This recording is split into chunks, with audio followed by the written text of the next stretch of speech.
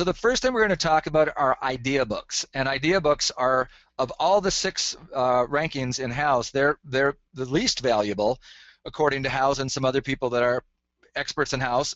But I've, from my research, have discovered that I wouldn't call them the least valuable, because by doing idea books well, you can actually improve your ranking in some of the other key things, and I'll explain that to you. But idea books can be a great way to be a valuable resource for homeowners looking for ideas. And let me tell you what I mean by that. If you created an idea book called... You want to show everybody what an idea book is? Oh, sure. Well, you go ahead and talk. Yeah, let me do... Show them a good one. Yep. Well, you know what? Here's a good one. Well, actually, let me do this. I'm just going to jump to that idea book page. So what I've got here is some examples of idea books. And I've got poor, good, great, and then one here that I found that's more suited to people who are just designers and they're not builders as well. So let me actually start out by showing you an example of a bad idea book. This is an idea book. So this person, and again, clearly this gentleman, Brian Faust, he was just, you know, playing with this thing, right? I can't imagine this was his best idea for an idea book. But, you know, all he did was he called it Brian's Ideas, and then he put 3 pictures in here, right? So I don't think Brian really intended for this to be a winner. But if he did, he didn't do a good job, because... Well, he probably didn't understand the relevance or the importance of what an idea book is. Yeah. Or maybe he's just busy and he didn't have time. I mean, who knows? Yeah, well, and this is no different than Pinterest. You know, on Pinterest, you create a board like Ken's Ideas, and then I just drop pictures in. So this just looks like a Pinterest board. But let me show you a better example. So now here's a good example of an idea book. And idea books can be created by consumers, and the people that have people that are members can also create them in their profile. The pros can. Yep. So there's 2 different kinds of idea books. The ones the consumer does to just store pictures that they want, and then there's the idea books that professionals can create to show off ideas that might be their own or might be someone else's, right?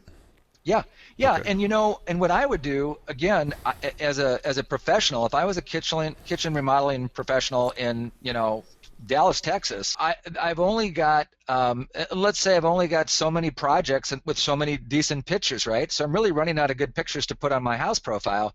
Well, what I could do is create an idea book called, you know, Awesome Kitchens, and then I can populate it with pictures of amazing kitchen projects from other people all over the country. So they're not my jobs, but it's not my project, it's my idea book. So what I'm doing is I'm creating a book online to help people come up with great ideas for kitchens. Now the thing of it is, if people like my idea book, they will share it, and they might you know, like it and things like that. But it starts to become, if it's really well done, it could become a resource for people on Houzz. All of a sudden, my idea book on Awesome Kitchens becomes popular on Houzz, because I took the time to put together a collection of pictures of amazing kitchens that other people just fell in love with. Now you might say, well, how does that help you? They're not your projects. And I'm like, I'm not, all I want people to do, I want to be a resource for people to help them figure out what they want. And then for those people that like it, that are in, you know, Dallas, they will start to look for me, because they're like, dude, you created this idea book that was really helpful for my wife and I, and we'd like to talk to you about some of those pictures on that idea book that you created.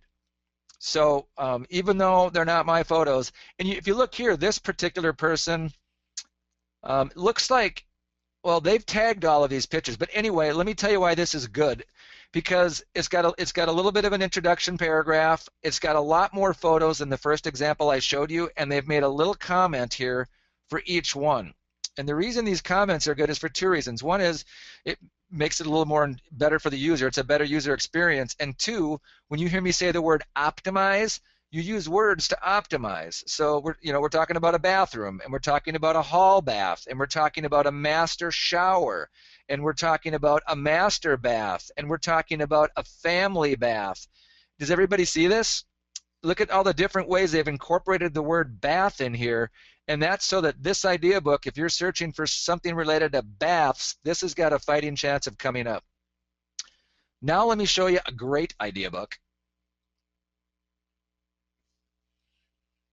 And when I first saw this one, I didn't even know this was an idea book. I thought it was a blog post. I'm like, oh, this is a blog post. But guess what? This is an idea book.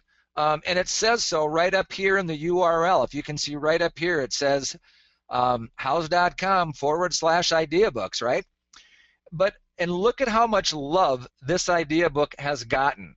1,000+ people bookmarked this, which means, you know, they saved it for later so I can come back to it. 224 people liked this. 197 people commented on this. So this is the kind of engagement. Remember when I said that Houzz is like a social media channel? Well, this is the kind of stuff that makes you a winner in social media channels. When people like your stuff, when they bookmark it, and when they comment on it. This is a winner.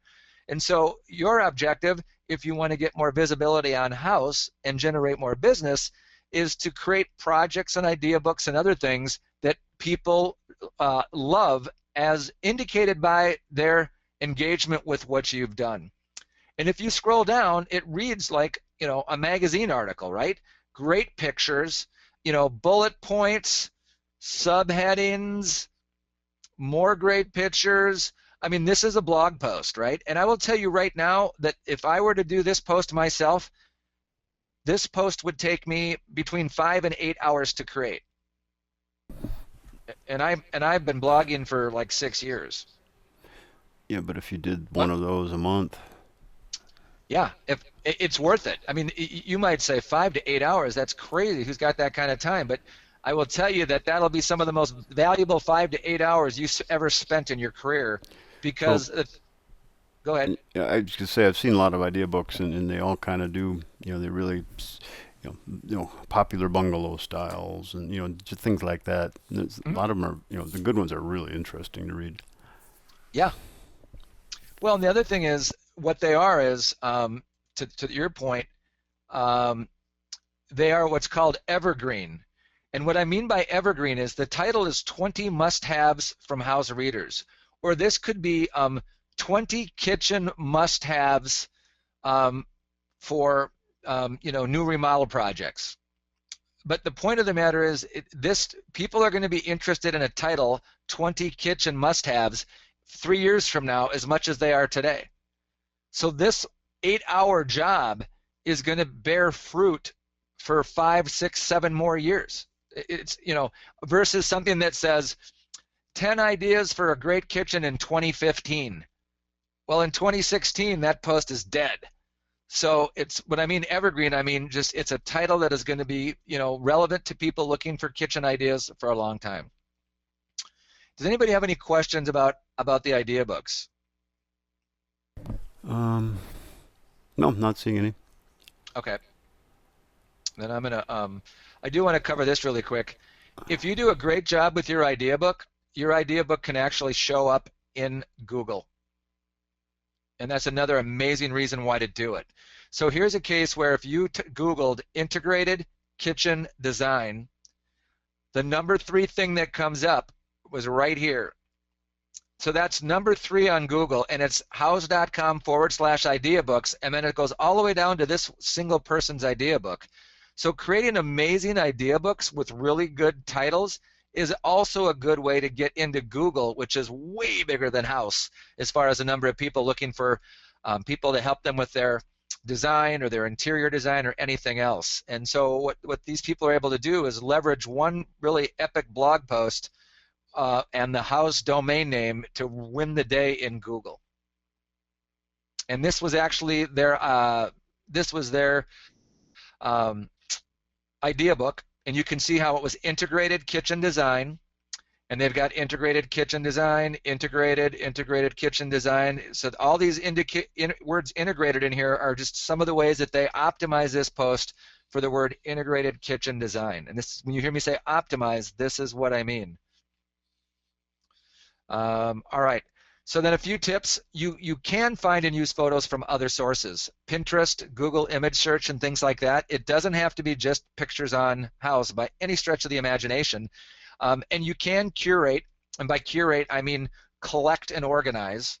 Curate means collect and organize pictures from house professionals outside of your market so they will consider following you. So in other words, if I do an idea book for basement remodeling or room additions, and I pick some awesome photos from professionals around the country, they're going to actually be made aware that somebody put their picture somewhere. And if they come out and see that, hey, this guy, Ken Horst, design build remodeler guy in Minneapolis, included their picture in a really awesome idea book, they're going to probably follow you back as a professional courtesy. They're like, hey, the guy's good. He's in my business. He's not a competitor of mine, and he used my photo, and it promoted both of us. So consider that. Add optimized content to each image in your idea book, like I showed you in that bathroom example where they had different names for each of the pictures. And what I've learned from all my research, almost 40 hours worth in the last month, is that it's better to have fewer idea books with more photos in each book. In other words, I've seen some people out there trying to compete for a rank in a particular search, and they'll have like 23 idea books. But I haven't yet seen anybody with more idea books showing up at the top. It's generally people with fewer idea books, but they're really amazing idea books. So, if you're, overwhelmed by, oh my goodness, how many idea books do I need to create? I'm like 3 or 4, maybe 5. If you created 5 amazing idea books to help people understand what they want with regards to the different things you do, you may not have to create another idea book for a very long time, and it will continue to bear fruit. And then think of idea books as blog posts with lots of awesome photos. So it's kind of like what I showed you. It looks like a blog post. It's not just a picture board. That's Pinterest, right? And believe me, everybody as a consumer that's hanging out on Houzz is also on Pinterest. Pinterest probably even has more. Actually, Pinterest has more users than Houzz. Houzz is just obviously more niche focused for the business that we're in here.